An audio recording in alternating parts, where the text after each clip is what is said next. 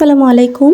এটি একটি পাপোশ যেটা বানানো হয়েছে ছোট্ট ছোট্ট টুকরা কাপড়ের কিছু অংশ দিয়ে, যেটা আপনারা সম্পূর্ণ ভিডিও দেখলেই বুঝতে পারবেন কিভাবে আমি এই সুন্দর পাপোশটি বানিয়েছি। আপনি চাইলে আমার থেকেও সুন্দর করে বানিয়ে নিতে পারবেন।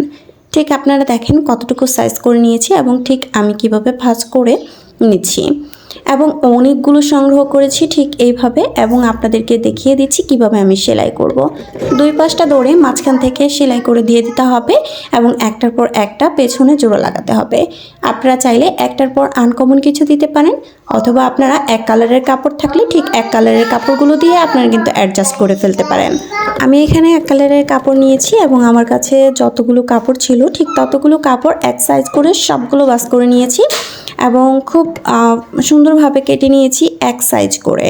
আপনারা ঠিক লক্ষ্য করলে বুঝতে পারবেন আমি ঠিক কিভাবে সেলাই করছি। আমি অল্প একটু সেলাই করার পরে আমি কিন্তু মাঝখান বরাবর আসার পরপরই আরও একটি কাপড় নিচ্ছি এবং আবারও সেম প্রসেসে আমি কিন্তু ফুল বানিয়ে নিচ্ছি।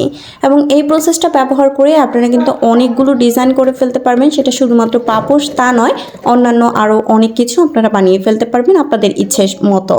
সো এইটা কিন্তু ফ্রি টাইম অনুযায়ী আপনারা করে ফেলতে পারবেন, কারণ একটু সময় নিয়ে ধৈর্য সহকারে করতে হয়। আমার প্রায় 2 দিন সময় লেগেছিল, কারণ আমি গ্যাপ দিয়ে মেশিনে বসেছিলাম, যার কারণবশত একটু সময় লেগেছে।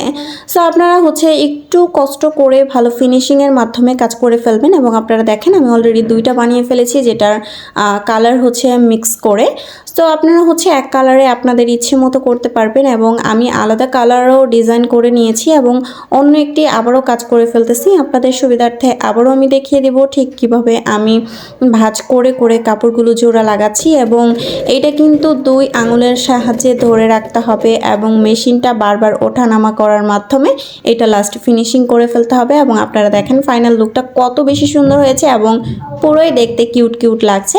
এবং এটা পাপোশ বানানোর পরে আপনারা ঠিক কিভাবে বানাবেন, একটি পুরাতন কাপড় অথবা পাটের বস্তা নিতে পারেন, অথবা আপনারা প্লাস্টিকের বস্তাগুলো নিতে পারেন। ঠিক সেখানে একটি একটি করে বিছিয়ে ঠিক 2 পাশে সেলাই করে লাগিয়ে দেবেন, কারণ আমি লম্বাগুলো লাগিয়ে ফেলেছিলাম, শুধুমাত্র আমার টুকরা কিছু বেশি যেগুলো ছিল ওগুলো কেটে রেখে দিয়েছিলাম এবং সেখান থেকেই টুকরোগুলো আমি জোড়া লাগিয়ে সেলাই করে নিচ্ছি।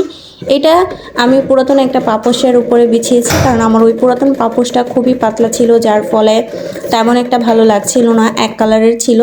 সো এখানে আমি ডিজাইন করে ফেলেছি। আপনারা অনেকেই বলে ফেলতে পারবেন যে তেমন বেশি ভালো হয়নি, কিন্তু বিশ্বাস করেন আমি প্রথমবার বানিয়েছি এবং আমার কাছে খুবই ভালো লেগেছে। এবং এটা কিন্তু খুবই মোলাম হয়েছে।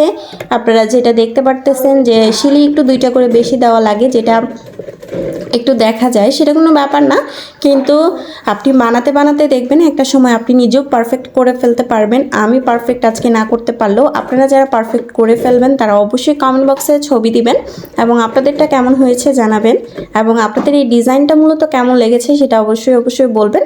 এবং কালারফুলের মাধ্যমে আপনারা কিন্তু এই সুন্দর পাপোশটি বানিয়ে ফেলতে পারবেন টুকরা কাপড়ের মাধ্যমে, যেখানে খুব বেশি কাপড় লাগে না, আপনারা রং ডং যাই বলেন।